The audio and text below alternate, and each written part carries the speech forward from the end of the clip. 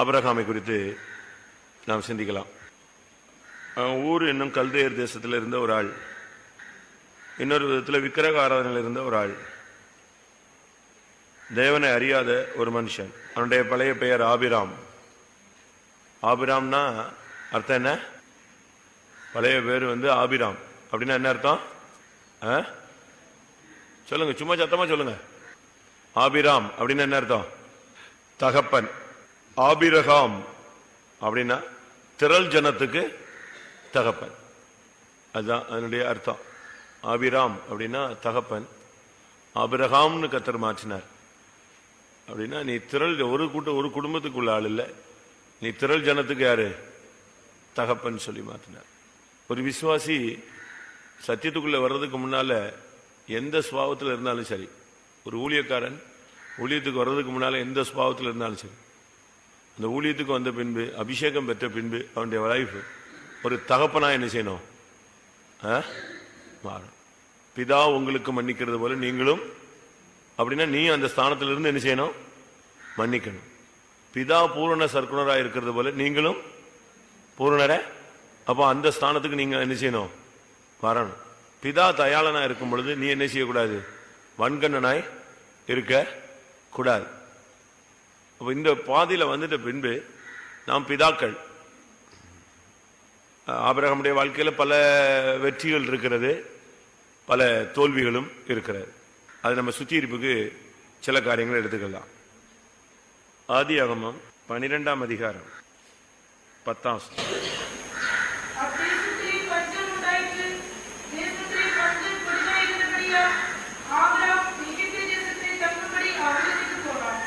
நீங்க பைபிள்ல படிச்சீங்கன்னா இந்த பஞ்சம் வரும்போதுதான் நல்ல ஆவிக்குரிய ஜனங்கள் எல்லாம் டைவர்ட் ஆகிறாங்க.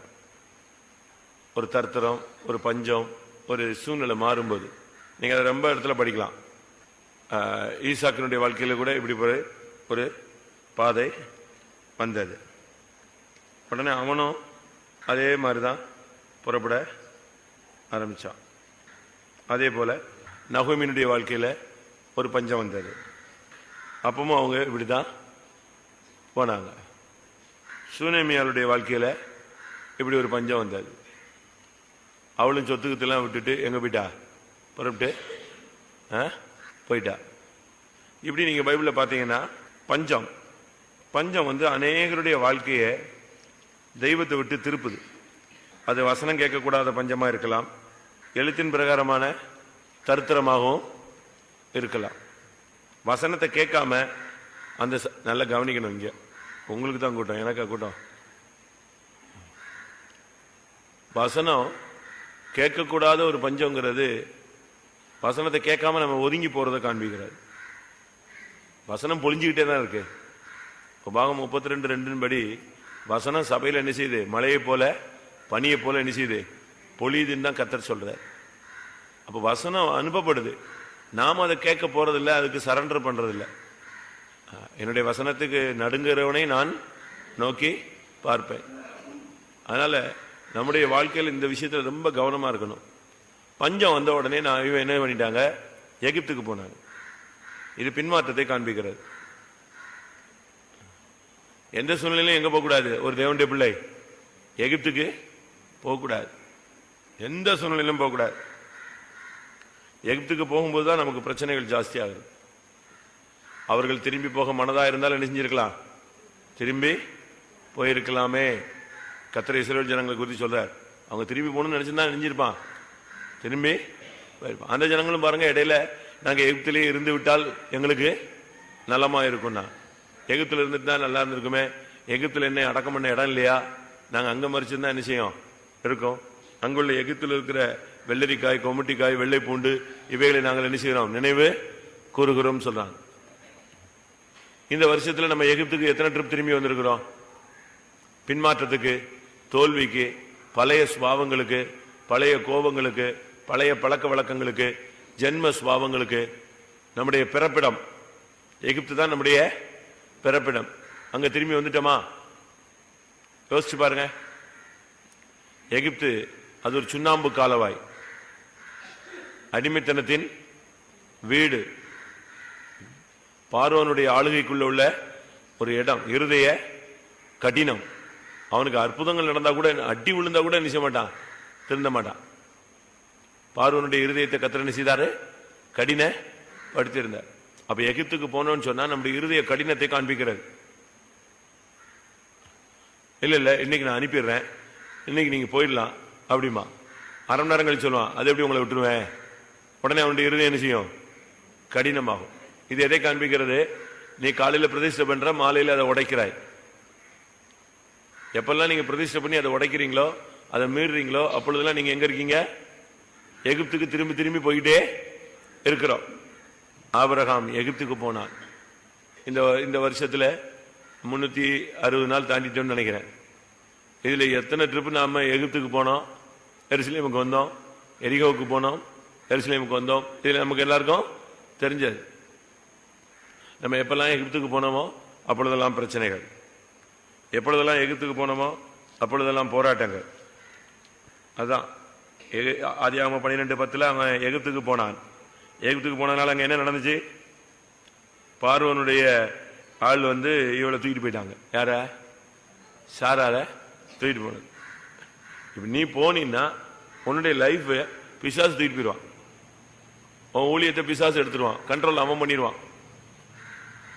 இவன் போனது எதுக்காக, பஞ்சத்துக்கு, ஏதோ சோறு கிடைக்கும்னு போனான், ஏதோ பழச்சிக்கலாம் அப்படின்னு. ஆனா அங்க போன இடத்துல நடந்தது என்ன,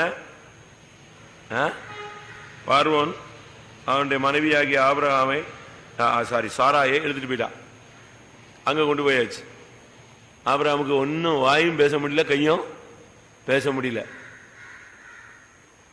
லோத்து விஷயத்துல 318 பேரை கொண்டு போய் சண்டை போட்டான். ஆனா இங்க என்ன செய்ய முடியாது, ராஜாட்ட நீ எகிப்துக்கு போயிட்டீன்னா உன்னால ஜெபம் பண்ண முடியாது, ஜெபத்துல உன்னால போராட முடியாது, உனக்கு நஷ்டங்கள் தான் வரும். உன் எலும்பில் எலும்பும் உன் மாம்சத்தில் மாம்சமுமானவள் சிறைப்பட்டு போனாள்.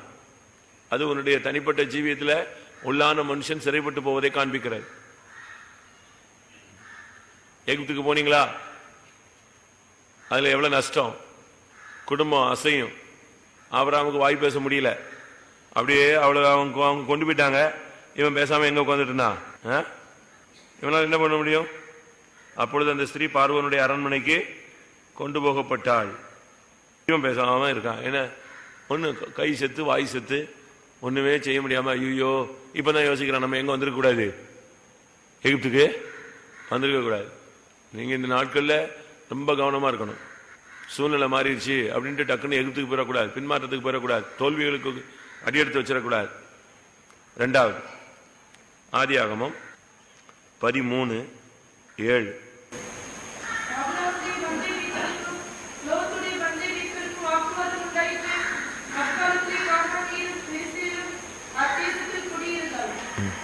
ஆனாலும் ஆபிரகாமுக்கு கர்த்தர் உதவி செய்தார்.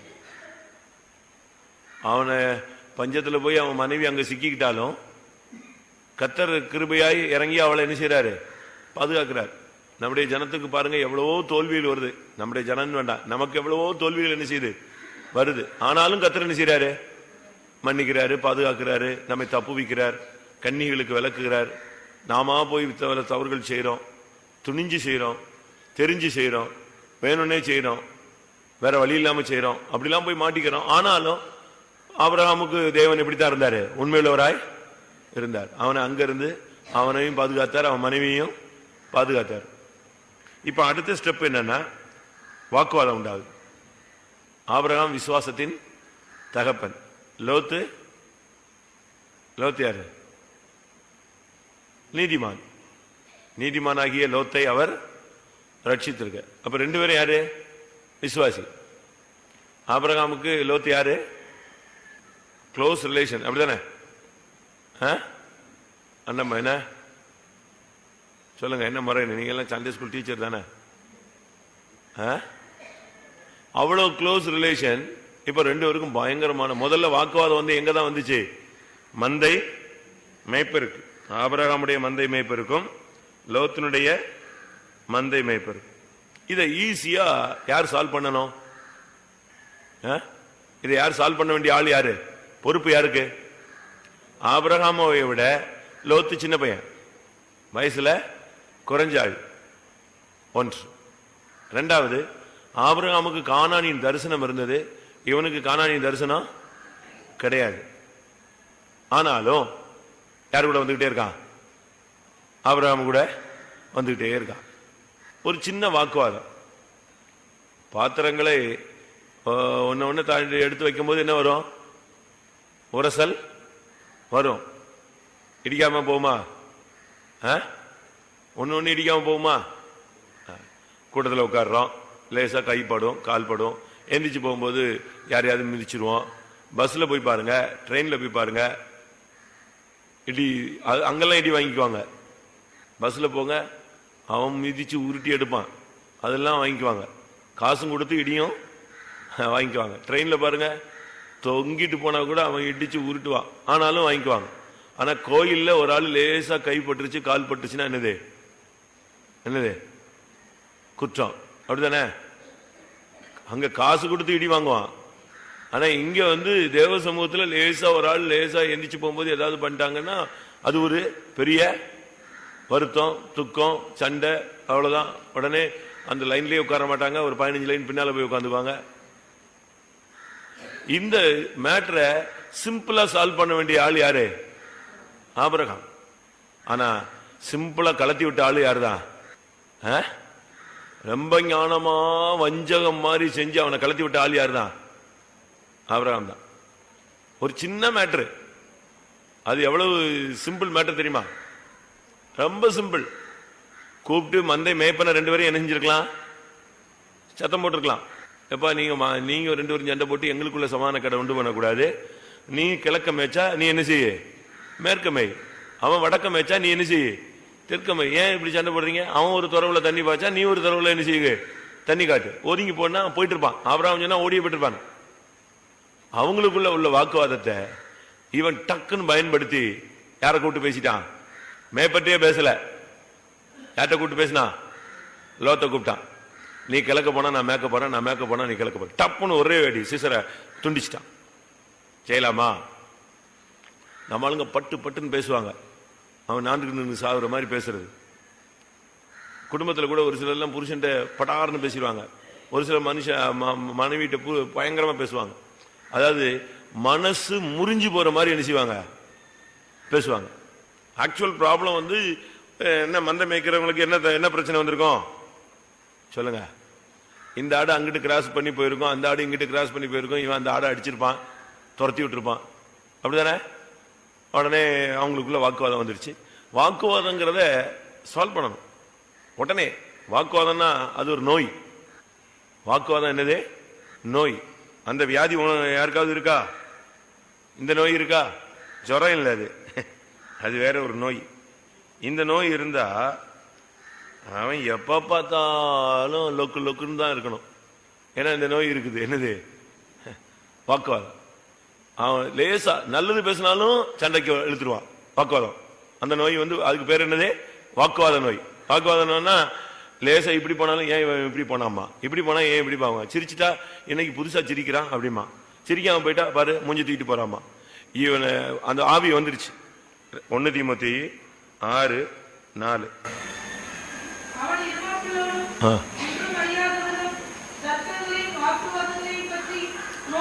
நோய் கொண்டவன்.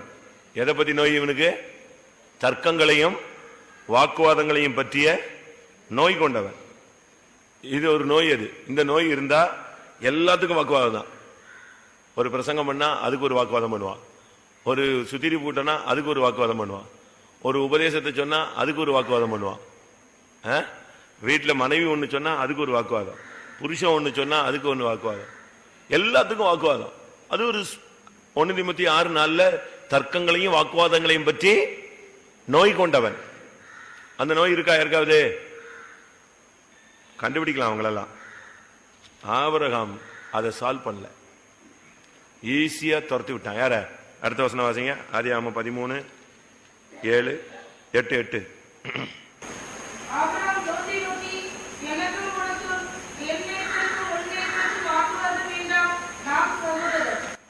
அடுத்த வருஷம்.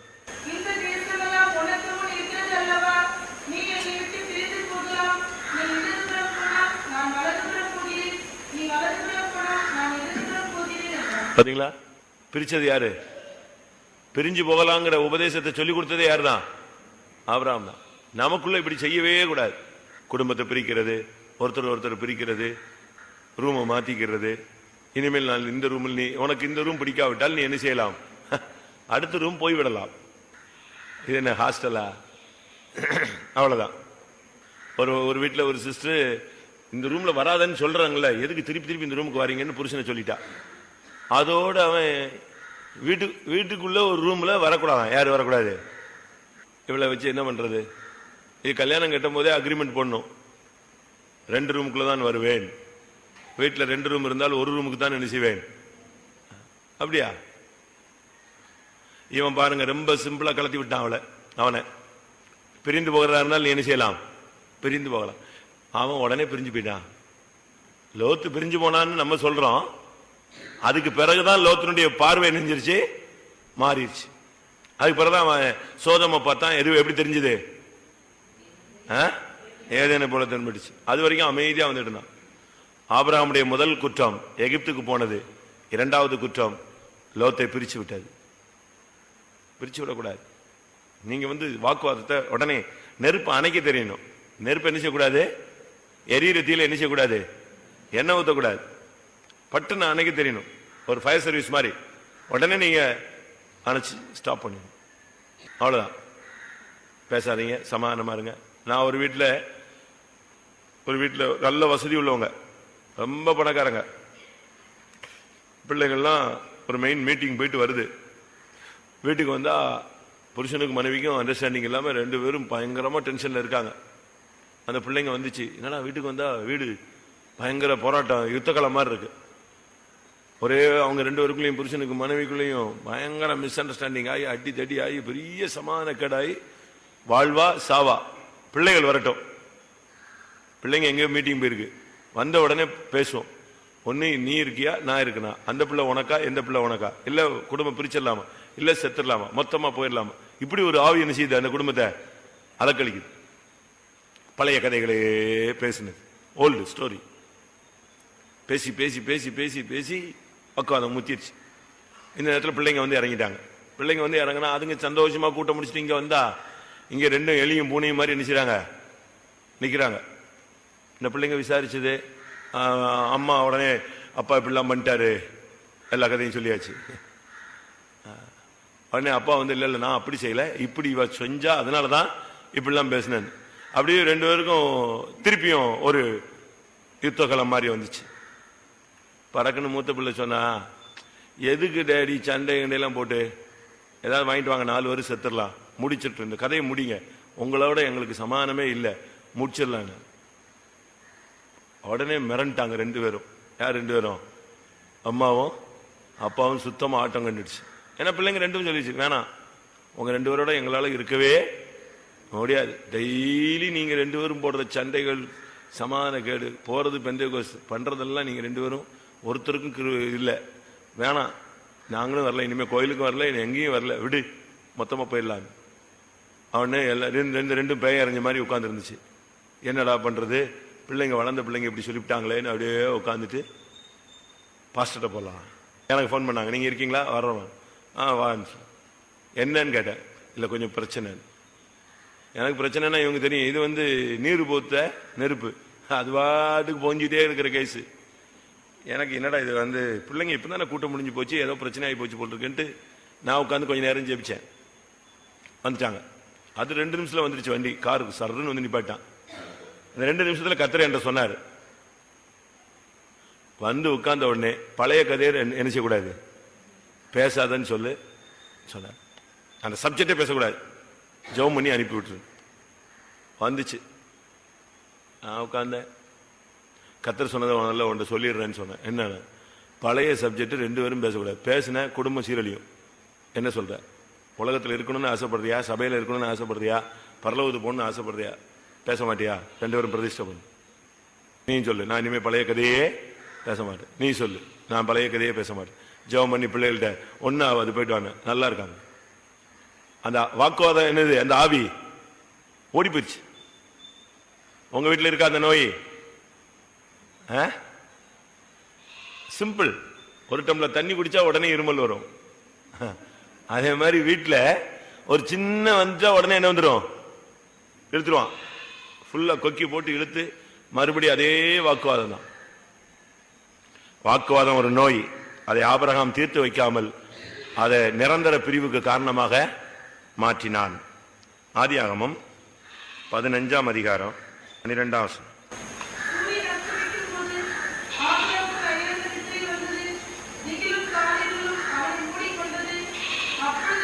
போதும் போதும்.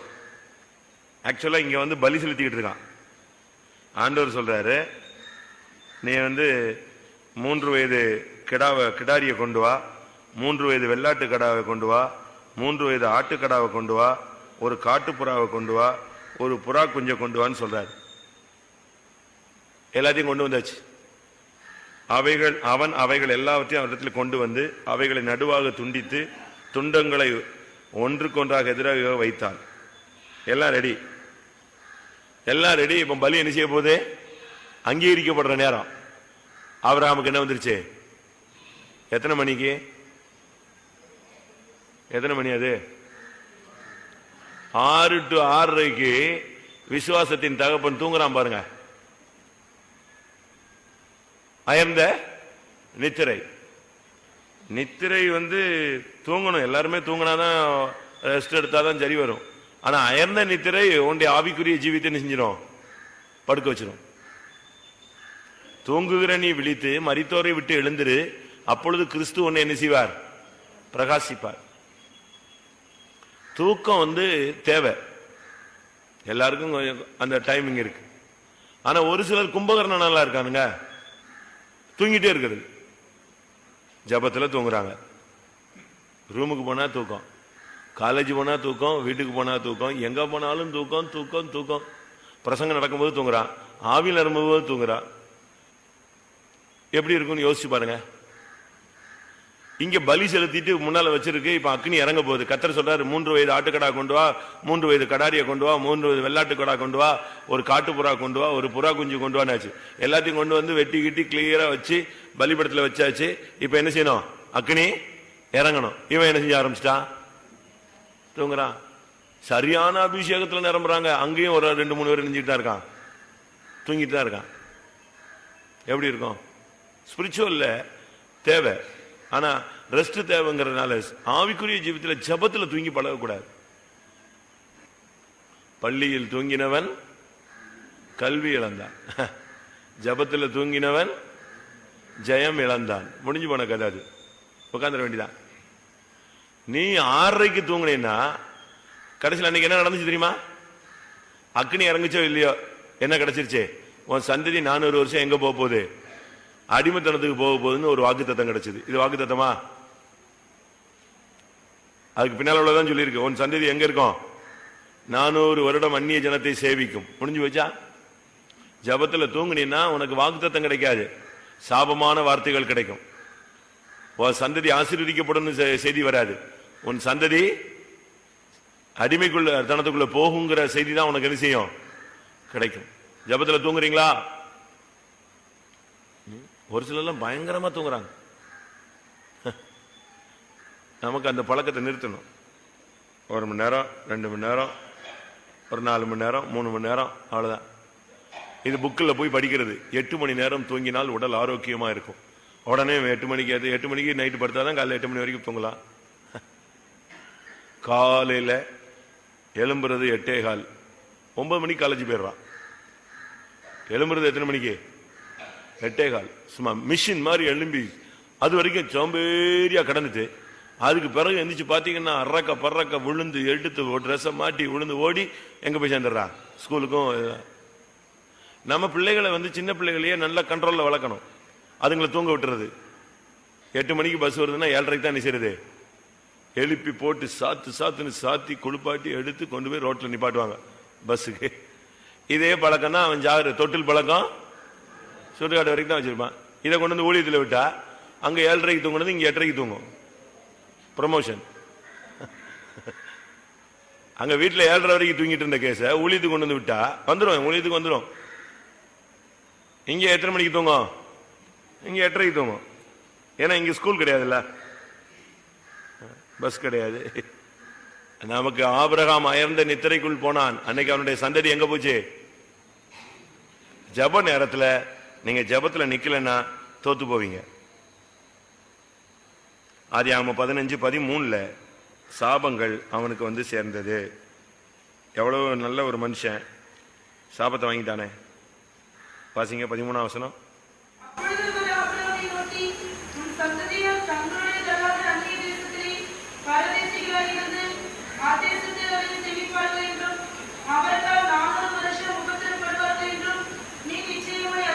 எப்படி இருக்கும் பாருங்களேன். எவ்வளவு பெரிய ஒரு வார்த்தை, பயங்கரமான வார்த்தை. 400 வருஷம், ஒரு வருஷம் இல்ல, ஒரு வருஷம் இல்ல, 2 வருஷம் இல்ல, எத்தனை வருஷம்? 400 வருஷம். ஒரு பெரிய அடிக்கு காரணமாயிடுச்சு. சாபத்தை நம்ம வாங்கக்கூடாது. தேவ சமூகத்தில் சாபத்தை வாங்கக்கூடாது. நானும் கூட தூங்கியிருக்கேன். நானும் தூங்காமலே முழிச்சுக்கிட்டு இருக்கிறாள்னு சொல்லிடக்கூடாது. எல்லாரும் பகுதியிலையும் தூக்கங்கள் உண்டு. நான் கூட ஒரு பாஸ்டர் பிரசங்கம் பண்ணும்போது தூங்கி என்னைய வாங்குவாங்கன்னு வாங்கிட்டாரு. அப்ப ட்ரைனிங். ஒன்னு நீ பிரசங்கம் பண்ணல, நான் பிரசங்கம் பண்ணினாரு. அவர் டென்ஷன் ஆகி பாதி வரைக்கும் என்னன்னே புரியல. ஃபுல் ஸ்விங்ல போய்கிட்டு இருக்கும்போது டக்குன்னு என்னைய பார்த்தார். ஒன்னு நீ பிரசங்கம் பண்ணல, நான் பிரசங்கம் பண்றேன்னாரு. நான் முழிச்சிட்டேன், உஷாராயிட்டேன். யாருக்கு எதுக்காக இதை சொன்னாருன்னு பாதி வரைக்கும் என்ன செய்யாது, தெரியாது. எனக்கு மட்டும்தான் தெரியும். திருப்பி அடுத்த நாள் அவர்கிட்ட மன்னிப்பு கேட்டேன். அவர்கிட்ட போய் சாரி, நான் உங்களுடைய பிரசங்கத்தில் டிஸ்டர்ப் பண்ணிட்டேன் அப்படின்னு. ஒன்னே மாத்திரம் இல்லை, ஒன்னே மாதிரி ரொம்ப பேர் தூங்கணும், அதனால தான் ஒன்னே கையை காட்டினாரு. அவர் மலேசியால இருந்து வந்து 5 நாள் ஸ்டடி, கண்டினியூ ஸ்டடி ஓடிக்கிட்டு இருக்கு. இதுல நான் சிக்கு, ஆனாலும் 5 நாள் ஸ்டடியை விட்டுறக்கூடாதுன்னு போய் எங்க உட்காந்தாச்சு, அங்க உட்காந்தாச்சு. அங்க உட்கார்ந்த உடனே இது டயர்ட்னஸ் வந்துருச்சு. அப்படி அசந்துட்டேன் எழுதிக்கிட்டு இருக்கும்போது. இப்ப நான் என்ன சொன்னேன்னு சொல்லு அப்படின்னாரு. டக்குன்னு கேட்டாரு. எனக்கு முழிச்சிருக்கும் போது என்ன தெரிஞ்சதோ அதை சொல்லிட்டேன் டப்புன்னு, அதே ஸ்பீட்ல. அதனால நான் சொல்றேன்னு சொன்ன உடனே நான் வந்து தூங்காத ஆள் இல்லை. ஆயாசமாய் தூங்கினதுனால் சிசரா என்ன செய்தான்? ஒரு பெண்ணின் கையில் அடிபட்டு செத்து போனான். சிம்சோன் தூங்கினபடினால் பிரதிஷ்டையை இழந்து கண்கள் பிடுங்கி சிறைச்சாலையிலே மாவரைக்க போனான். அதனால நம்ம இந்த நாட்களில் தூங்குனா நம்முடைய வாழ்க்கையில தோல்வியை சந்திச்சு எங்கதான் போவோம்? விழுகைக்குள்ளதான் போவோம். ஒரு பெரிய சாபத்துக்கு நாம் காரணர்களாய் மாறுவோம்.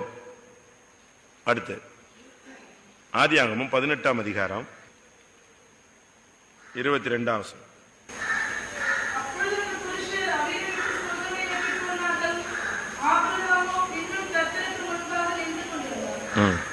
யாருக்காக? ஆதியாகமத்துல 18ஆம் அதிகாரத்துல கர்த்தர் சோதோமை அழிப்பேன்னு சொல்லிட்டாரு.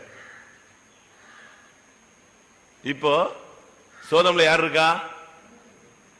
யார் இருக்கா? லோத் இருக்கான். யார் அவன்? என்னதான் சண்டை போட்டு போயிட்டாலும் யார் அவன்?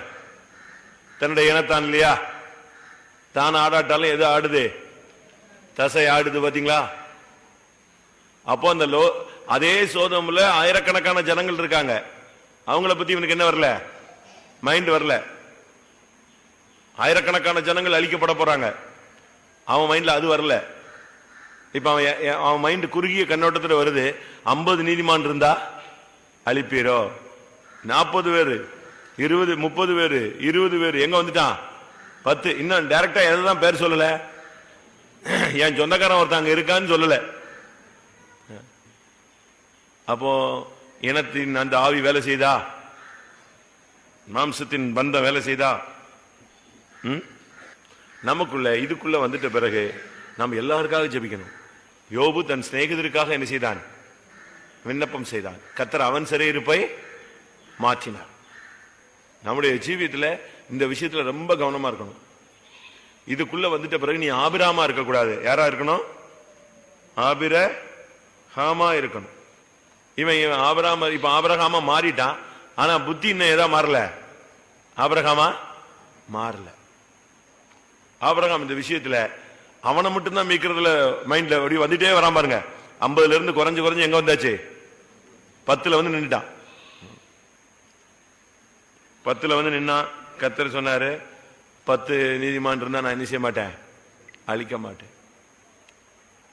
உங்களுக்காக நீங்க ஜெபிக்கிறதை காட்டிலும், உங்கள் குடும்பங்களுக்காக ஜெபிக்கிறதை காட்டிலும் நீங்கள் மற்றவர்களுக்காக ஜெபிக்காவிட்டால் குற்றம்.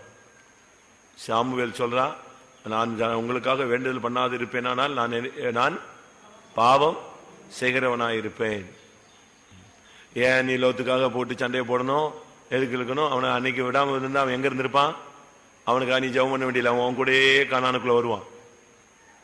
அவனுக்காக நீ போய் சண்டை போட்ட, அதுக்கு சண்டை போட வேண்டிய அவசியமே இல்லை. நீ அவனை உன் கூடயே நெஞ்சிருக்கலாம், வச்சிருக்கலாம். ஆனா இன்னைக்கு பாருங்க, இவன் லோத்துக்காக விண்ணப்பம் பண்றான். அப்ப மத்தவெல்லாம் என்னது? எவ்வளவு ஜனங்கள் அன்னைக்கு அழிஞ்சாங்க. நமக்கு இந்த பார்ஷியாலிட்டி, பட்சபாதமான ஆவி இருக்கக்கூடாது. விசுவாசத்துல வந்துட்ட பின்பு நீங்க பட்சபாதம் உள்ளவர்களாய் இருக்கக்கூடாது. பரத்திலிருந்து வருகிற ஞானம் எப்படிப்பட்டது? அதுல என்ன கிடையாது, அதுல பட்சபாதம் கிடையாது. ஞானத்துக்கு 7 தூண், அதுல 7 தூண்ல ஒரு தூண் என்னது? பட்சபாதம் கிடையாது. இதுக்குள்ள வந்துட்ட பின்பு நீங்க பட்சபாதம் காட்டக்கூடாது. ஊழியத்திலே கூட பட்சபாதம் காட்டிட்டீங்கன்னா அடி விழுத்துருவார் கர்த்தர். அவரிடத்தில் என்ன கிடையாது? அவரிடத்தில் பட்சபாதம் கிடையாது. நீங்க உங்க ஆளு, உங்களுக்கு தெரிஞ்சவங்க, உங்களுக்கு வேண்டியவங்க, அப்படிலாம் நீங்க பண்ணவே கூடாது. அப்படி நீங்க பண்ணும்போது தேவன் அந்த இடத்துல கிரியை செய்யக்கூடாதவராய் போய்விடுகிறார். பட்சபாதம் இருக்கா நம்மளே? நம்முடைய குடும்பம், நம்ம பிள்ளை, நம்ம பையன். இப்ப சில இடத்துல 2 பிள்ளைங்க சண்டை போடும், இவங்க போய் நேர பக்கத்து பிள்ளைய போய் அடிச்சு தம்பிள்ளைய எரிஞ்சிட்டு வந்துருவாங்க, தூக்கிட்டு வந்துருவாங்க. அது சரியா? சரியா தப்பா? நீ உன் பிள்ளைய அடிச்சுட்டு என்ன செய்யணும்? தூக்கிட்டு வரணுமே தவிர பக்கத்து பிள்ளைய அடிச்சுட்டு என்ன செய்யக்கூடாது, உன் பிள்ளைய தூக்கிட்டு வரக்கூடாது. ரொம்ப கவனமா இருக்கணும். பட்சபாதம் ஆபிரகாமுடைய வாழ்க்கையில அனுமதிக்கப்பட்டுச்சு, வந்துருச்சு. சரி, அடுத்ததாக ஆதியாகமம் 16ஆம் அதிகாரம் 2ஆம் வசனம்.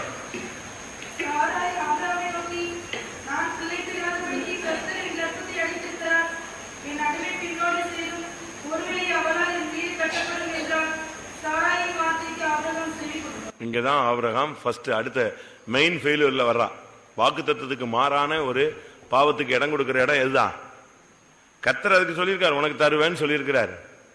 அதுக்கு பின்ன அதுக்குள்ள இவன் டைவர்ட் ஆயிட்டான். எங்க சாரால் சொன்னான்னு சொல்லிட்டு இவன் யாரை சேர்த்துக்கிட்டான்? ஆகாரை சேர்த்தான். தவறு. வாக்கு தத்துவம் காலம் தாமதமானாலும் என்ன செய்யும்? நிறைவேறும். அது குறித்த காலத்தில் நிறைவேறும். அப்படித்தான் தீர்க்கதரிசன புஸ்தகத்தில் இருக்கு. தரிசனம் காலதாமதமானாலும் என்ன செய்யும்? நிறைவேறும். வாசிங்க அந்த வசனம். நீ காத்திருக்கணும், கர்த்தருடைய வார்த்தைக்கு நீ காத்திருக்கணும். அபகூக் வாசிங்க.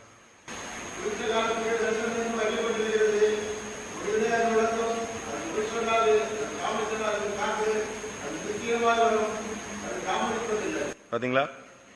இந்த வசனம் அவனுக்கு நம்பிக்கையில இல்லை.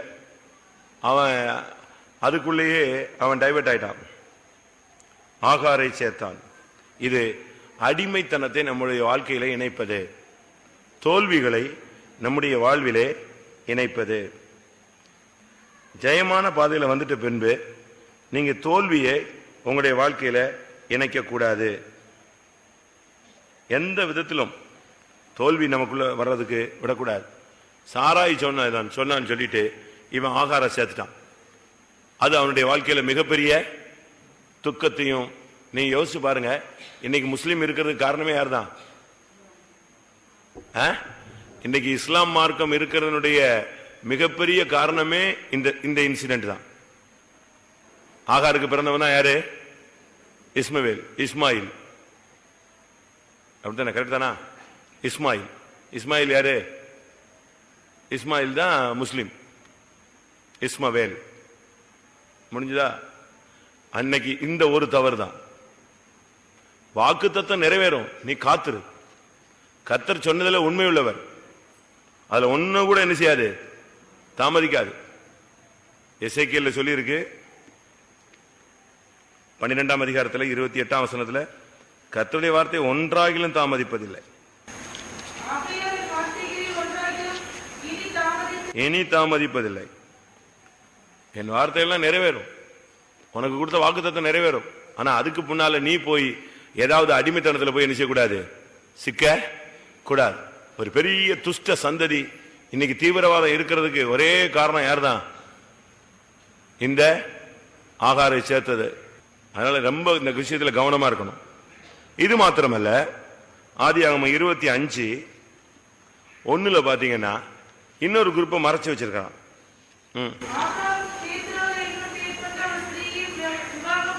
இது பாத்தீங்களா, இது கடைசி லிஸ்ட்ல வருது. மெல்ல எப்படி ஆண்டவர் சொல்லி இருக்கிறாரு, சாராய் மூலமா நான் உனக்கு ஒரு குழந்தையை, கவனிங்க எல்லாரும், சாராய் மூலமா நான் உனக்கு ஒரு குழந்தையை தருவேன்னு சொல்லி இருக்கிறார். இவன் வாக்கு தத்தத்தை மீறி யார சேர்த்தாச்சு? ஆகார சேர்த்தாச்சு. அடுத்து யாருக்குமே தெரியாம இன்னொரு ஆள் சேர்த்து வச்சிருக்கா. அது யாரு? கேத்தூர் ஆள். எப்படி இருக்கும்? அதனுடைய காரணம் என்னன்னா, தன்னுடைய நிந்தையை போக்குறதுக்காக அவன் என்ன செஞ்சுட்டே இருக்கான்? போராடிக்கிட்டே இருக்கான். உன்னுடைய நிந்தையை போக்குறதுக்கு நீ உன்னுடைய நியாயத்தை வெளிப்படுத்த வேண்டிய அவசியமே இல்லை.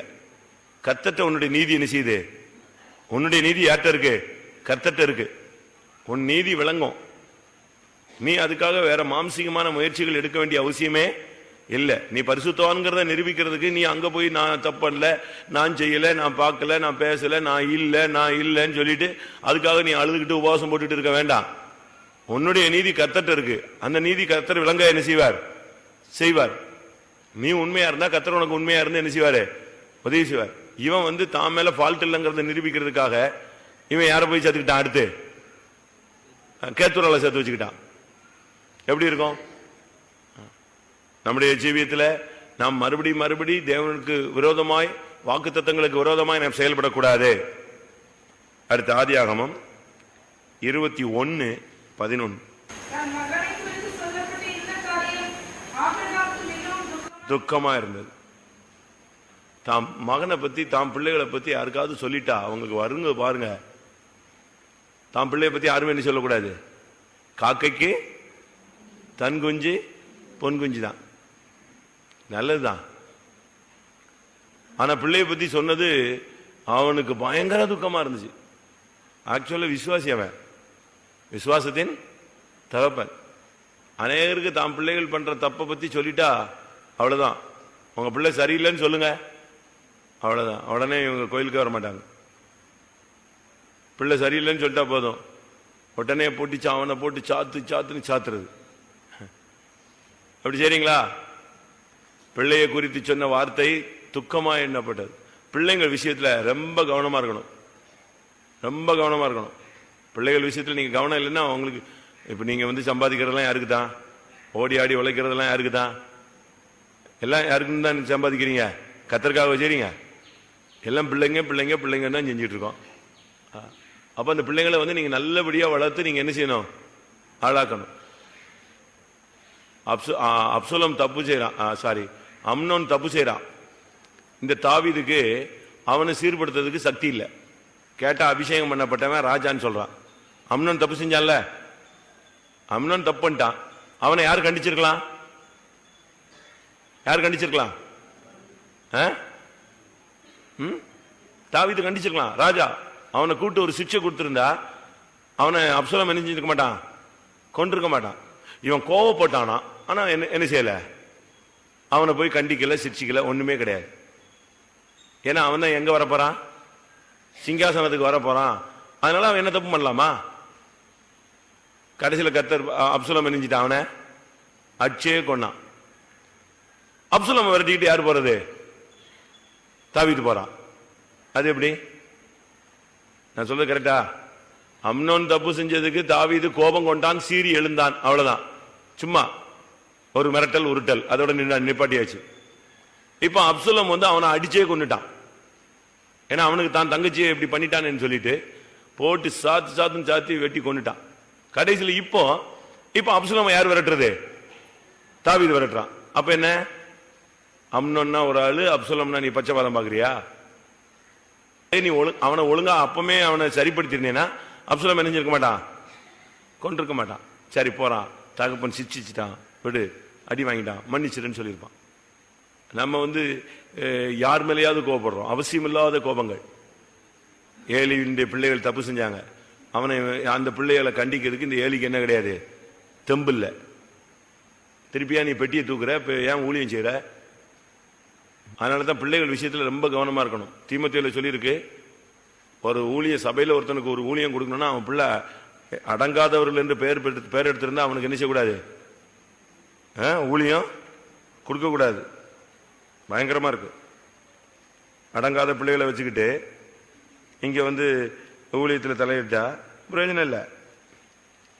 உன் பிள்ளை சரியில்லாத பட்சத்தில் நீங்க பிள்ளைகளை பிடிச்சிட்டு அடிச்சுக்கிட்டு மற்ற ஊழியம் செய்யக்கூடாது. தீத்து 1 அதிகாரம் 6 வசனம்.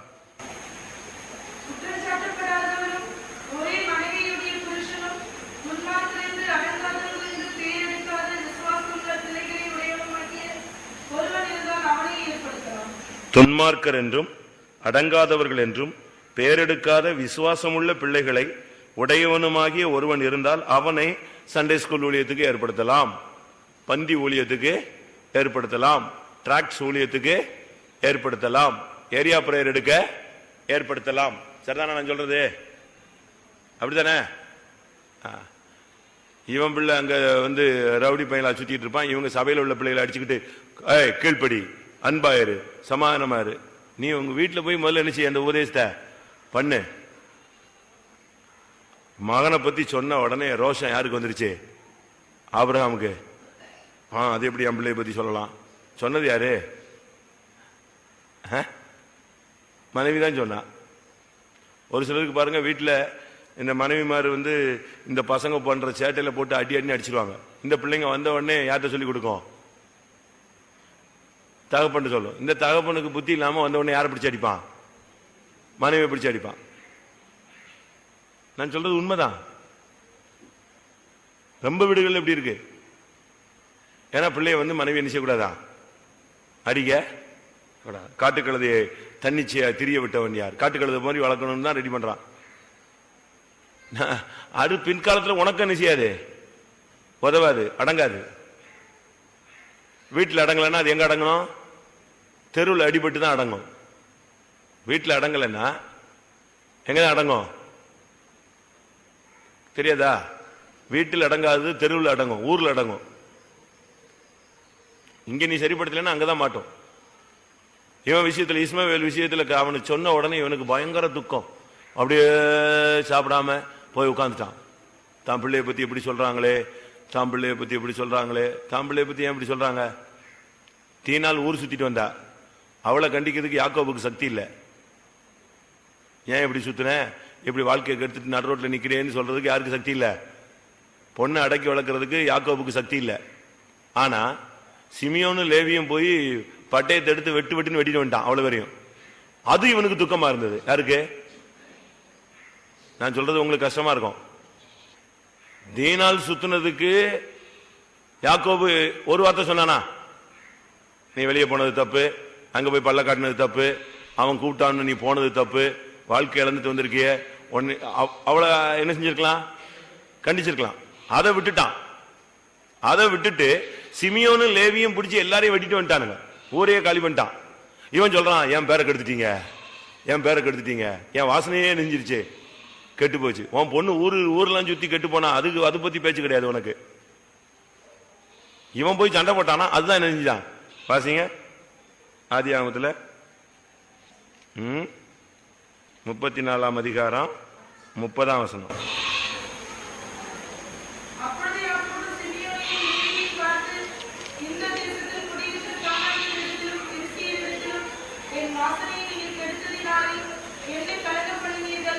இது எப்படி தீனால பார்த்து சொல்ல வேண்டியது? நீ ஊர் சுத்தினதுனால என் மானம் மரியாதை எல்லாம் கப்பல் ஏறி போச்சு, ஒன்னால என் குடும்ப பேர் கெட்டு போச்சு, சபை பேர் கெட்டு போச்சுன்னு சொன்னா பரவாயில்ல. யாரை அப்படி சத்தம் போடுறான்? நீ முதல்ல செய்ய வேண்டியது செய்யாம ரெண்டாவது விளைவுகளை தான் நீ பேசுறீங்க. பிள்ளைய பத்தி சொன்னாங்களாம், உடனே கோபம் வந்துருச்சு. மகனை பற்றி சொன்னது ஆபிரகாமுக்கு மிகுந்த துக்கமா இருந்தது. அடுத்து ஆதியாகமம் 16:6.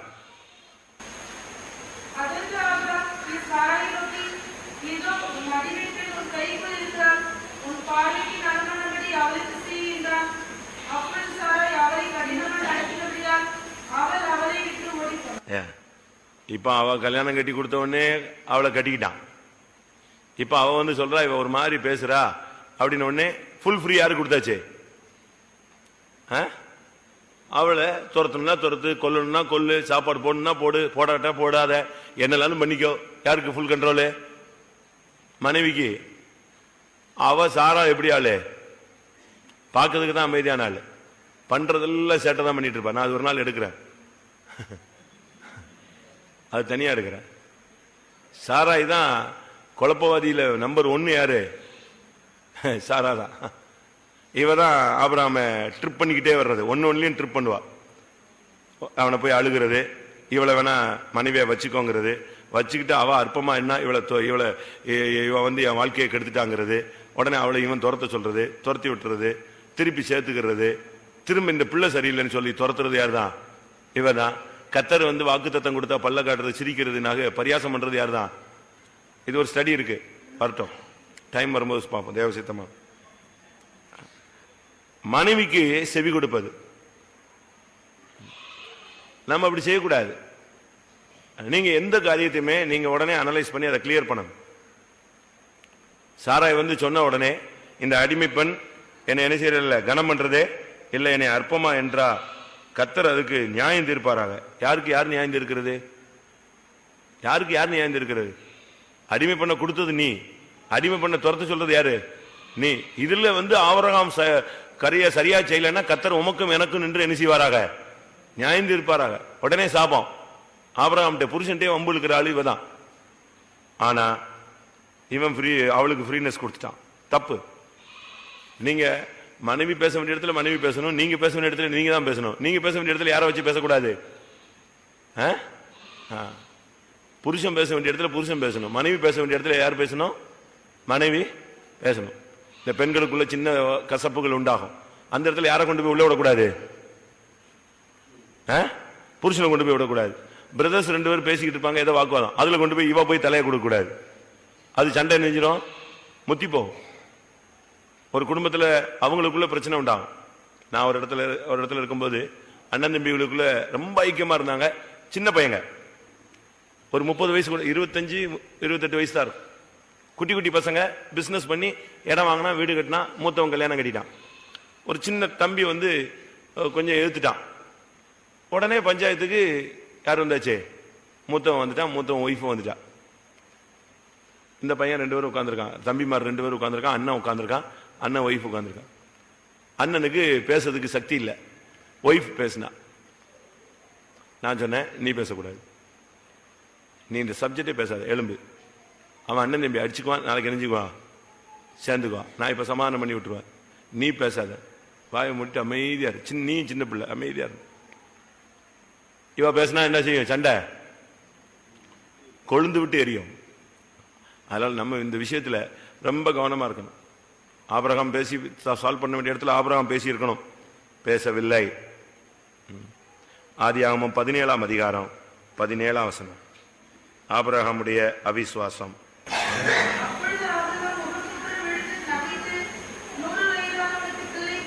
போதுமா? கர்த்தர் திரும்ப திரும்ப சொன்னாலும் இவனுக்கு என்ன உண்டாகுது? அவிசுவாசம் தான் வந்துகிட்டே இருக்கு. அதனால தான் ஒரு பாஸ்டர் சொன்னாரு, அவனுக்கு 99 வயசுல எதே வந்துச்சு? விசுவாசமே வந்துச்சு. அப்பதான் கர்த்தர் சொல்றாரு, நீ எனக்கு முன்பாக நடந்து கொண்டு உத்தமனாய் இரு. நம்முடைய ஜீவியத்தில் அவிசுவாசம் வரவே கூடாது. தோமா சொன்னா, நீங்க எல்லாம் பாத்தீங்கன்னு சொல்றீங்க, ஆனா நம்பல, நான் என்ன செய்யணும்? கைகளிலும் அவருடைய விழாவிலும் நான் தொட்டு பார்த்தால் ஒழிய நான் என்ன செய்ய மாட்டேன், நம்ப மாட்டேன்.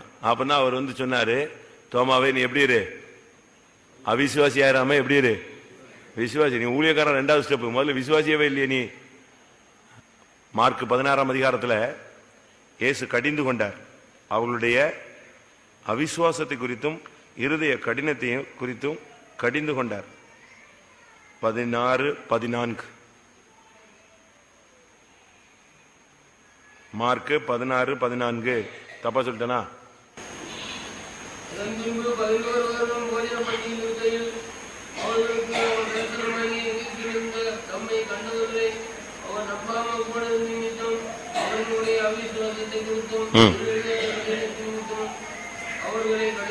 அவிசுவாசத்தை குறித்து கடிந்து விடார். அவிசுவாசம் உள்ள பொல்லாத இருதயம் உங்களில் ஒருவனுக்கு இராதபடி எச்சரிக்கையாய் இருங்க. கர்த்தர் சொன்னா செய்வார். அது செய்யற வரைக்கும் நீ அமைதியா இருக்கணும். நான் கூட சில நேரத்தில் ஏன் ஆண்டவரை இவ்வளவு லேட் பண்றீங்க, ஏன் செய்யலையா, செய்ய மாட்டீங்களா, எப்படிலாம் பல காரியங்களுக்கு எரிஞ்சிருக்கேன், ஜெபிச்சிருக்கேன். தப்பு. நம்முடைய ஜீவிதத்தில் வார்த்தைகள் என்ன செய்யக்கூடாது, அவிசுவாசமான வார்த்தைகள் வரவே கூடாது. ஆதியாகமம்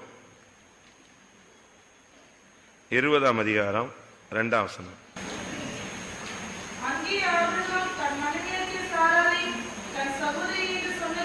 இந்த சூழ்நிலைகளுக்கு ஏற்ற மாதிரி பிளேட்டை மாத்தி மாத்தி பேசுறது ஆபிரகாமுடைய ஒரு பழக்கம். ஒரு இடத்துல மனைவிமா, இன்னொரு இடத்துல என்ன செய்யறது, என் சிஸ்டருங்கிறது. சொன்னானா? குழப்பனது யாருதான்? இவன் சிஸ்டர்ன உடனே அவன் என்ன நினைச்சுக்கிட்டான், கூட பிறந்த சிஸ்டர் நினைச்சுக்கிட்டான். அதான் விஷயம். அப்படிதான் பைபிள்ல இருக்கு. அதுக்கு விளக்கம் கொடுக்கும்போது அவன் கேட்கறான், நீ உன் சகோதரின்னு சொன்னாயே.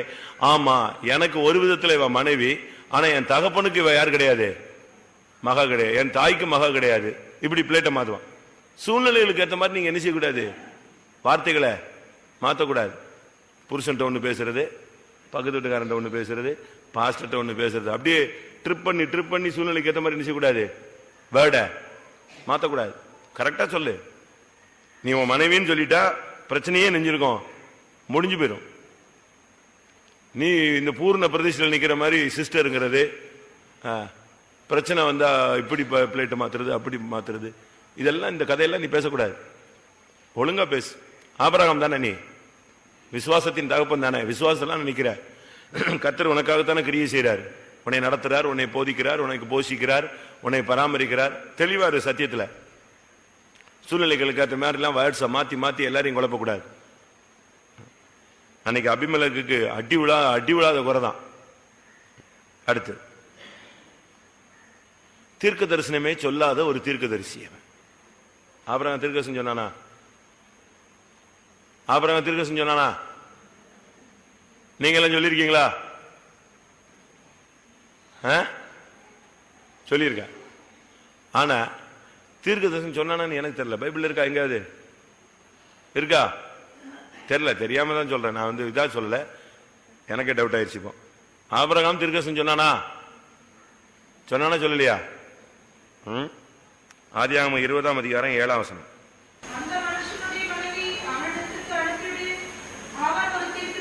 அவன் ஒரு தீர்க்கதரிசி. இங்க இன்னைக்கு சபையில இது இப்படிப்பட்ட தீர்க்கதரிசி தான் இருக்கான். பேரு தான் தீர்க்கதரிசி, ஒரு தீர்க்கதரிசனம் கிடையாது. ஒரு தீர்க்கதரிசனம் இருக்கு. ஞாயிற்றுக்கிழமை சர்வீஸ்ல பாத்தீங்களா, ஒரு தீர்க்கதரிசனம். 18 ஊழியக்காரங்க, 200 விசுவாசி. ஆனா என்ன கிடையாது, என்ன கிடையாது. ஆனா என்னது, நான் பரியாசத்துக்கு சொல்லல. நான் ஒரு லோக்கலுக்கு போனேன், ஒருத்தர் பேர் கேட்டேன், தீர்க்கதரிசின்னாரு. இல்ல பேரு கேட்டேன், பேரு தான் தீர்க்கதரிசினாரு. உங்களுக்கு ஆள் கண்டுபிடிச்சிட்டீங்கன்னு நினைக்கிறேன். எனக்கு தூக்கி வாரி பேரே தீர்க்கதரிசியா? ஆமா.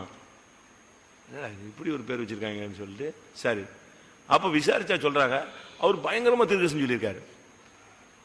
அன்னைக்கு என் பிரசங்கம், நீ தீர்க்கதரிசனத்தை விட்டு விட்டாயோ பிரசங்கம், உனக்கு ஊழியத்தில் பிரச்சனை வரும். தீர்க்கதரிசிகளுக்கு என்ன உண்டு, போராட்டம் உண்டு.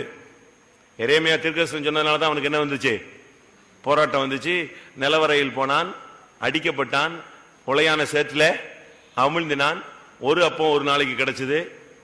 கஷ்டப்பட்டதுக்கெல்லாம் காரணம் என்னதுதான், தீர்க்கதரிசனம். அன்னைக்கு அந்த பிரசங்கம் முடிச்சுட்டு தான் நான் அங்க உட்காந்து பேசுறேன். அந்த விசுவாசி பேர் என்னது? அப்ப சொல்றாங்க, இவர் ஆரம்ப காலத்துல பயங்கரமான தீர்க்கதரிசியா இருந்தாரு. இப்போ ஆபிரகாம் தீர்க்கதரிசி, ஆனா ஒரு நாள் கூட சொன்னதில்லை. அப்படின்னா என்ன அர்த்தம்? என்னைக்கோ ஒரு நாள் சொல்லியிருக்கான், அதுக்கு பிறகு என்ன செய்யல, சொல்லல. இங்க இருக்கிற எல்லாரும் தீர்க்கதரிசிகள் தானா? பைபிள் படி ஊழியக்காரங்க அவ்வளவு பேரும் தீர்க்கதரிசிகள். அப்படித்தான் பைபிள் சொல்லுது. என்னுடைய ஊழியக்காரராகிய தீர்க்கதரிசிகள், தீர்க்கதரிசிகளாகிய ஊழியக்காரர். அப்படி ரெண்டுக்குமே வசனம் அப்படி மாறி மாறி வரும். அப்ப விசுவாசிகள் எல்லாரும் நீங்களாம் ஊழியக்காரங்க தானே? விசுவாசிகள் ஊழியக்காரங்களா இல்லையா? லேவியராகமம் 25 கடைசி 25-55.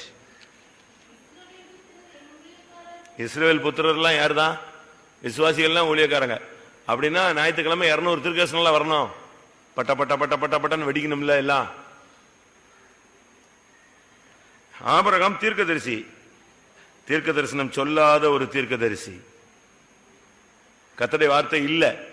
தீர்க்கதரிசிகளுக்கு என்ன இல்லாம போயிருச்சு? கர்த்தருடைய வார்த்தை இல்லாமல் போய்விட்டது. அப்படி இருந்தாலும் இப்ப ஸ்டைலா அதை அடக்கி வச்சிடறாங்க. யாராவது சொல்லட்டும். தயவு செய்து உங்களுக்கு ஒரு மெசேஜ் சபைக்காக அனுப்பப்பட்ட ஒரு வார்த்தை ஒரு தீர்க்கதரிசிக்கு ஒரு தேவனுடைய பிள்ளைக்கு வந்தா நீ அதை சொல்லிடணும். நீ அதை சொன்னீன்னா அது ஒரு எச்சரிப்பா இருக்கும். ஒருவனை தூக்கி விடுறதா இருக்கும், ஒருத்தனை உயிர்ப்பிக்கிறதா இருக்கும், ஒருத்தனை குணமாக்குறதா இருக்கும். நீ அந்த வார்த்தையை சொல்லாத பட்சத்தில் நீ யாரு? குற்றவாளி. அவனுடைய இரத்தப்பழியை நீ என்ன செய்வாய்? நீ சுமப்பாய். இந்த விஷயத்துல ரொம்ப கவனமா இருக்கணும் தீர்க்கதரிசிகள். கர்த்தருடைய வார்த்தை கிடைச்சதுன்னா நீங்க சொல்லாம இருக்க கூடாது. ஆதியாகமம் 15ஆம் அதிகாரம் 1ஆம் வசனம்.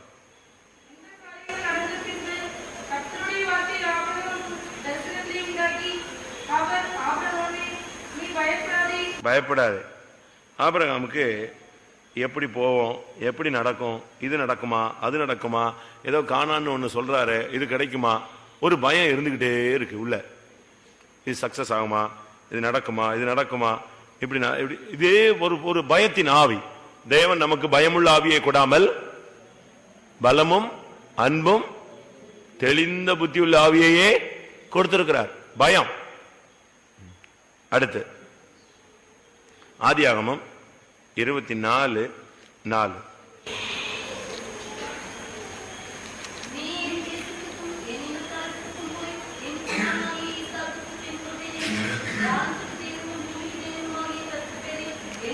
ஆனேட்டு என்னதான் அவன் கதை சொன்னாலும் கல்யாணம் கட்டும் போது எங்க வந்துட்டான்?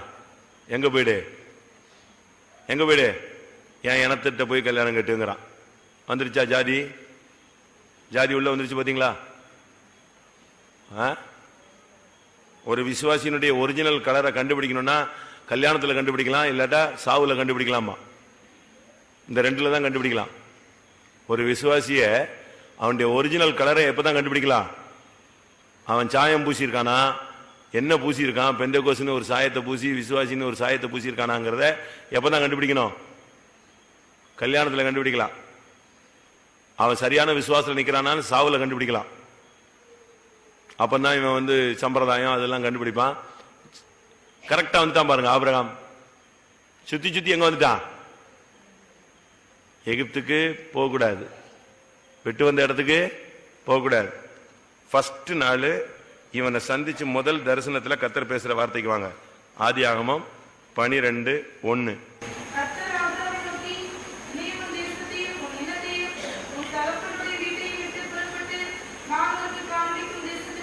முடிஞ்சுதா? கர்த்தர் ஃபர்ஸ்ட் சொன்னது என்னது? முதல்ல உள்ள வந்த உடனே சொன்னது என்னது? உன் தேசத்தையும் உன் இனத்தையும் விடு. இப்ப இங்க என்ன சொல்றான்? இங்க என்னாச்சு? 24 நாள்ல நீ எங்க போ? என் தேசத்துக்கும். கர்த்தருடைய வார்த்தையை மீறிட்டியா? ஜாதி வந்துருச்சா? அது என்னதான் இருந்தாலும் அது வேற ஜாதியில கட்டி கொடுத்தா அவ்வளவு சரி வராது. அந்த புத்தி இந்த புத்தி என்ன செய்யாது? சேராது அப்படின்னு சொல்றான். சேரும். நீ சரியா இருந்தா என்ன செய்யும்? சேரும். உன் புத்தி சரியில்லைன்னா ஒன்னும் என்ன செய்யாது? சேராது. ஆண்டவருடைய திட்டங்கள்ல மாற்றங்கள் கிடையாது. நம்ம தான் மாத்தி வச்சுட்டு அலையிறோம் ஜாதியை பார்த்துட்டு. அவன் பாருங்க உடனே எலியாசர் சொல்றான், ஒருவேளை அந்த பெண் வராவிட்டால் நான் உன் குமாரனை எங்க கொண்டு போட்டுமா? எகிப்துக்கு கொண்டு போட்டுமான்னு ஒரு கொஸ்டின். என் பிள்ளைய மட்டும் நெஞ்சிடாத, அங்க கொண்டு போயிடாத. கர்த்தர் அதெல்லாம் செய்வாரு. எல்லாம் கர்த்தர் தான் செய்வாரு. ஜாதியில போய் கரெக்டா பண்ண பார்த்துட்டு இந்த காரியம் கர்த்தரால் வந்தது. கூட்டிட்டு ஓடுறவனு இதே வசனம் தான் சொல்றான். அப்படித்தானே? எல்லாரும் கல்யாணம் முடியும் போது இந்த வசனத்தை எழுதுறது. இந்த காரியம் எப்படியா கர்த்தரால் வந்துச்சு? உன் பொண்ணால தானே வந்துச்சு, உன் பையனால தானே வந்துச்சு, பொண்ணால தானே வந்துச்சு. எதுக்கு கர்த்தருடைய வசனத்தை நீ அசிங்கப்படுத்துற? தேவனுடைய நாமத்தை வேணிலே வழங்காதே. அதுக்கு பரிசுத்த விவாகம்னு நீ கார்டுல போடாத.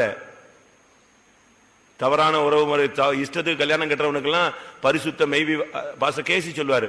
பரிசுத்தங்கிற வார்த்தையை அந்த கல்யாண கார்டுல நினைச்ச கூடாது, போடக்கூடாது. கல்யாணத்தை கட்டி கொடுக்குற கல்யாணத்துல என்ன பரிசுத்தம் வாழுதும்பாரு. கல்யாணம் கட்டி கொடுக்கறதே கல்யாணம், அதுல என்ன பரிசுத்தம்? அதனால அவர் தூத்துக்குள்ள இருக்கும்போது ஒரு கல்யாண கார்டுலயும் எது கிடையாது, கார்டு அடிச்சு கொடுத்தா தூக்கிட்டு ஓடும்பாரு, அதை எடுத்துட்டு வா. பரிசுத்தங்கிற வேட நினைச்ச கூடாது. விவாக அழைப்புதல் இல்ல மெய் விவாகம்னு போடு, அதோட ஓடி போயிரு. எது போடாத? அது என்ன மெய் விவாகம் பொய் விவாகம்?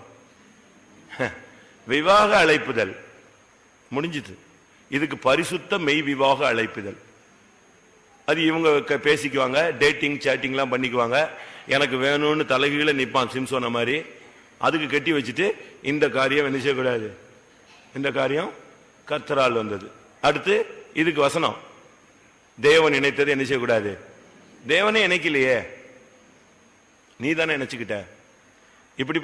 இப்படி சபைகளில் சில கல்யாணம் கட்டி வைக்கிறதுனால சபை தீட்டுப்படுது, சபை வளர்ச்சி அடையாது.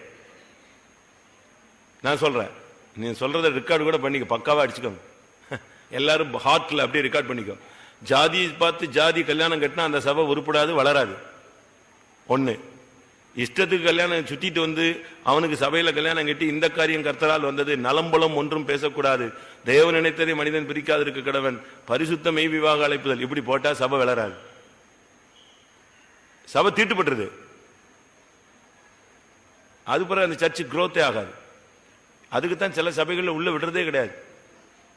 இப்படிப்பட்ட கேஸ் எல்லாம் முடிச்சு, உனக்கு 2 பேரும் பேசி பழகிட்டீங்களா, போ ரிஜிஸ்டர் ஆபீஸ்ல போய் நெஞ்சிட்டு போ, கல்யாணத்தை கட்டிட்டு வீடு போய் சேரு. 1 வருஷம் கழிச்சு சபைக்கு என்ன செய், வா. அதுக்கு 1 வருஷத்துக்குள்ள உடனே கத்தரை அடிச்சு கிடிச்சு சிரிச்சிட்டு உன் வாழ்க்கையில் நஷ்டம் கஷ்டம்லாம் ஏற்பட்டு நீ உருண்டு பிறண்டு என்ன செய், இயேசுவே சரண்னு காலில் விழு. அப்படிதான் சபைக்கு வந்தாதான் நீ சபையில ஒழுங்கா இருப்ப. நீ எல்லாம் பண்ணிட்டு உனக்கு பரிசுத்த விவாக அழைப்புதல் இங்க ஒண்ணு அடிச்சு இங்க கல்யாணம் கட்டி வச்சா நீ சபையில எப்படி இருப்ப? இப்படிதான் இருப்ப. இதே புத்தி தான் உனக்கு இருக்கும் சபைக்குள்ளே, உள்ளே விடக்கூடாது. கர்த்தர் அதனாலதான் பழைய ஏற்பாட்டில் பயங்கர ஷார்ப்பா இருந்தார். இப்படி பண்றவனெல்லாம் உடனே சபையிலே அவனை கொலை செய்ய கடவண்டார், கல்லெறிஞ்சு கொலை செய்ய. இப்படி துன்மார்க்கத்தை சபையை விட்டு என்ன செய், அகற்றினார். இப்ப நம்ம அப்படி அகற்றுறோமா? இல்ல. எல்லாத்தையும் கண் சாடையா அப்படியே கண்ணை மூடிக்கிறது. அது வரைக்கும் கண்ணு திறந்திருக்கும், அப்போ பார்த்து கண்ணை மூடிக்குவாங்க. போட்டு ஏதோ ஒன்று நடக்கட்டும்.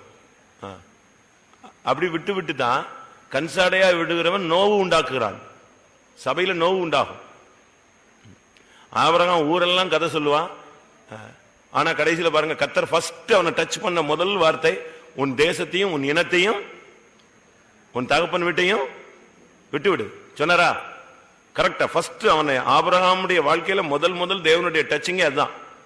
உன் தேசத்தை விடு, அடுத்து உன் இனத்தை விடு, அடுத்து உன் தகப்பன் வீட்டை விடு. ஆதியாகமம் 24 நாள்ல என் தேசத்துக்கு போ, என் இனத்தாரத்துக்கு போ, அங்க போய் எங்க ஆள் ரிலேஷன்லாம் இருப்பாங்க, கரெக்டா போய் என் தேவனாகிய கர்த்தர் இதை உனக்கு செய்வார், நல்லா செய்வார். இதனால் முடிவு சொல்றேன், ஆபிரகாமுடைய முடிவை சொல்றேன். இவ்வளவும் செஞ்சான். எகிப்துக்கு போனா, லோத்தை பிரிச்சு விட்டான், ஜப நேரத்தில் தூங்குனான், சந்ததிக்கு சாபத்தை வாங்கி கொடுத்தான். அதுக்கு பிறகு லோத்துக்காக யுத்தம் பண்ணான், தன்னுடைய ஆளுங்கன்னா யுத்தம் பண்ணுவான். ஆகாரை சேர்த்துக்கொண்டான், அடிமைத்தனத்தை சேர்த்துக்கொண்டான், யாருக்குமே தெரியாம கேத்தூரால சேர்த்துக்கிட்டான். மறைவான குற்றம், மறைவான பாவம். மகனை பத்தி சொன்னா பயங்கர துக்கம், சூழ்நிலைகளில் வித்தியாசமான வார்த்தை சொல்றது. அடுத்து அவிசுவாசமான வார்த்தை, தீர்க்கதரிசனமே சொல்லாம தீர்க்கதரிசனி பேர்ல சும்மா சுத்திட்டு அலைஞ்சது, பயந்தது, மேரேஜில் ஜாதி பார்த்தது. இவ்வளவும் செஞ்சா முடிவு எப்படி இருக்கும் தெரியுமா? ஆதியாகமம் 25:9 அவனுடைய ஓட்டம் முடியுது. 8:9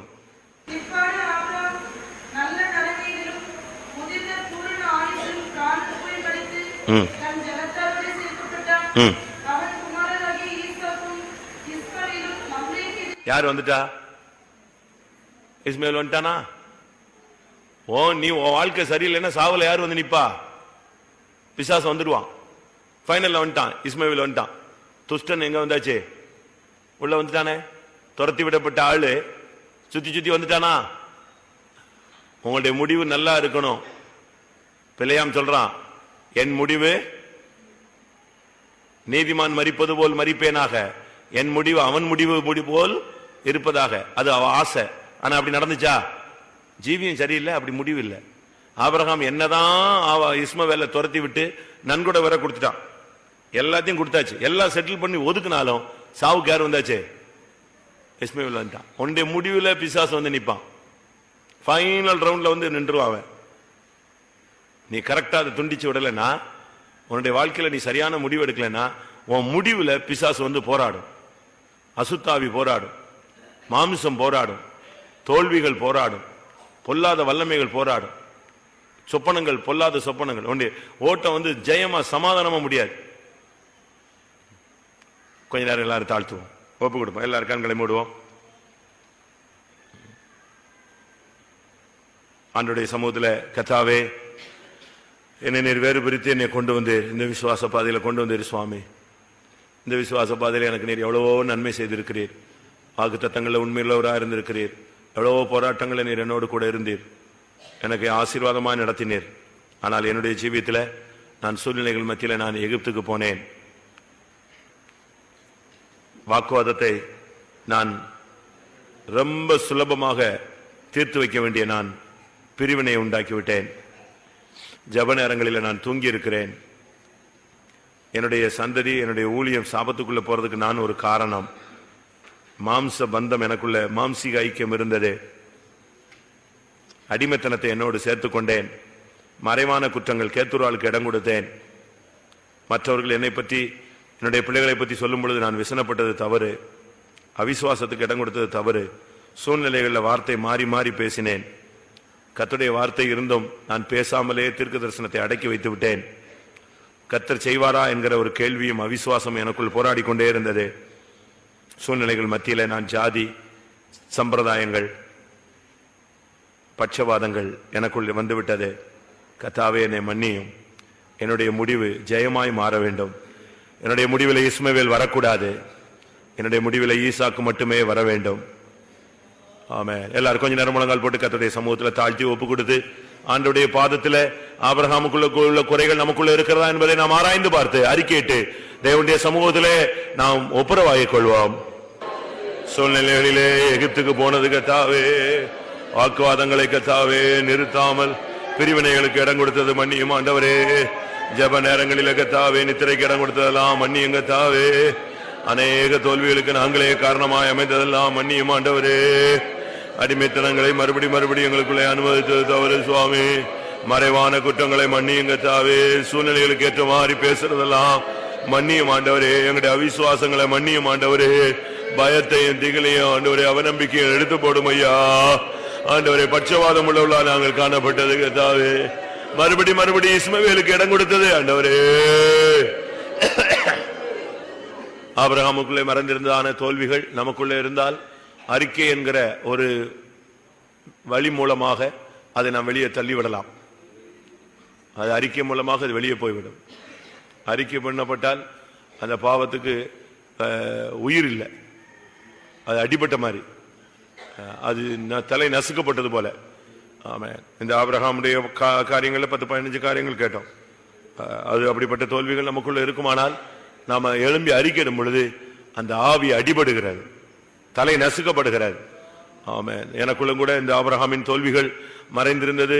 நான் அதை உணர்கிறேன், அதை அறிக்கை செய்து விட்டு விடுகிறேன் என்று எண்ணுகிறவர்கள் எழும்பி அறிக்கையிடலாம்.